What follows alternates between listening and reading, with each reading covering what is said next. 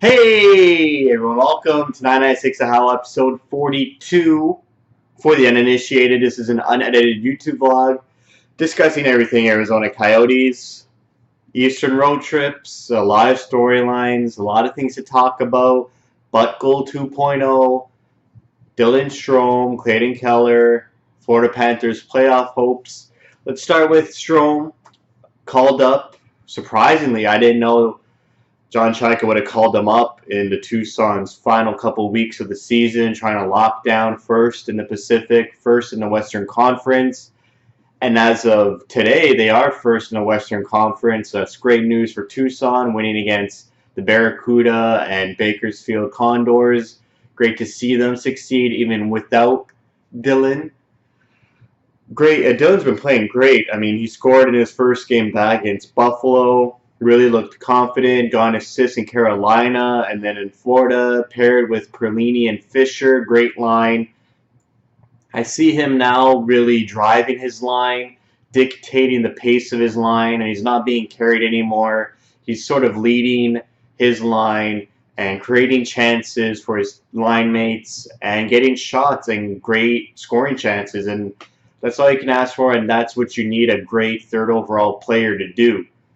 He's getting great chances right there. Yeah, he's playing confident, back checking, couple penalties, but I'm not too worried. I think pretty smart move by Chaika, get his confidence going, and then when he gets sent back down for AHL playoffs, he'll have more oomph in his step.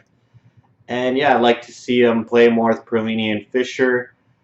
Buffalo, Coyotes win 4-1, ran to the net, great game, great solid game, great road game. Kind of faltered in the second a bit, but Aranta shut down the door, and then in the third period, Coyotes come back, and they close it out. Next game in Carolina, Kemper in net, not the same story, early 2-0 deficit, and both teams really just played an ugly hockey game, couldn't get their rhythm going.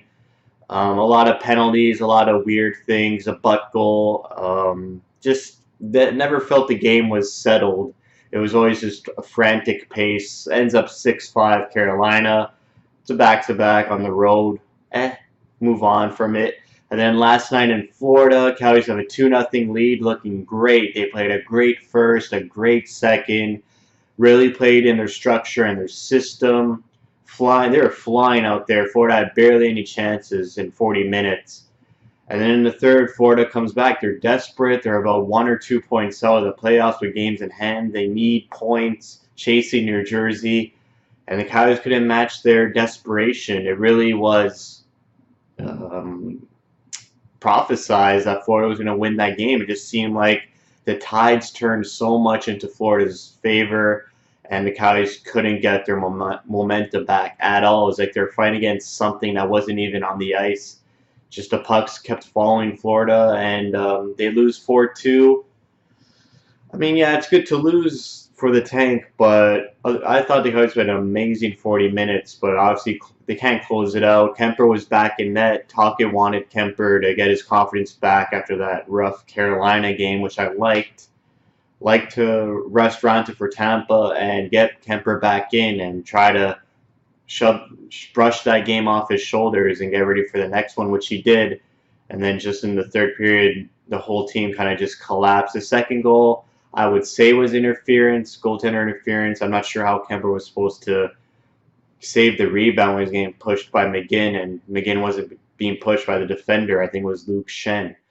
So I feel like that call went against the Yotes, but you know what you're going to do. Clayton Keller is getting points in like every game now. He had points in Buffalo, Carolina, and Florida. 22 goals, rookie record for most goals, rookie record for most assists, rookie record for most points. I mean, I wouldn't have thought that. I thought Keller was going to take some time to flourish in the NHL, especially those couple games last season with Tippett. He didn't look great at all. He had about 4 games, I think, 1 point, and he didn't look like a really great player who controls the play. And then he comes into this season and unbelievable. He's just so fast. His vision is great. Great stick handler. His hockey IQ could use some work just to get in the right spots. I think he's going to grow into a really nice player for the Coyotes, and great to see him get rewarded. He's second in points in rookies behind Barzal. I honestly feel Calder should be a top candidate for the Calder. I don't think he should automatically just go to Barzal. This guy's playing with Tavares on the top PP unit and playing with Jordan Emberley 5-on-5. I mean, who's Calder playing with? Richard Panik and Stepan. Stepan's a great, consistent player, but he's best known for a two-way game. Reliable, consistent PKer is Derek Stepan. And Keller's got to play 5-on-5 with this guy. And then you got Barzal with Jordan Eberle, who's a offensive dynamo. Just a bit skewed, I feel like. Even Yanni Gord is in the top three with them as well. And Gord gets PP unit with Andre Palat and Tyler Johnson and Sergachev and Point. I mean, Islanders and Tampa, they're great offensive teams. They score a lot of goals, and Coyotes are not an offensive team at all. They play a tight, structured game and only win games when they stay in their structure. And Keller is second in rookie points. I mean, I really feel he's the most dominant rookie because he creates everything. He creates the offense. He's not getting carried by superstars. He's dictating the play and creating his own points and goals. So that's my case. Obviously, he probably won't win because Arizona Coyotes, they're never going to win a trophy, right? So, yeah.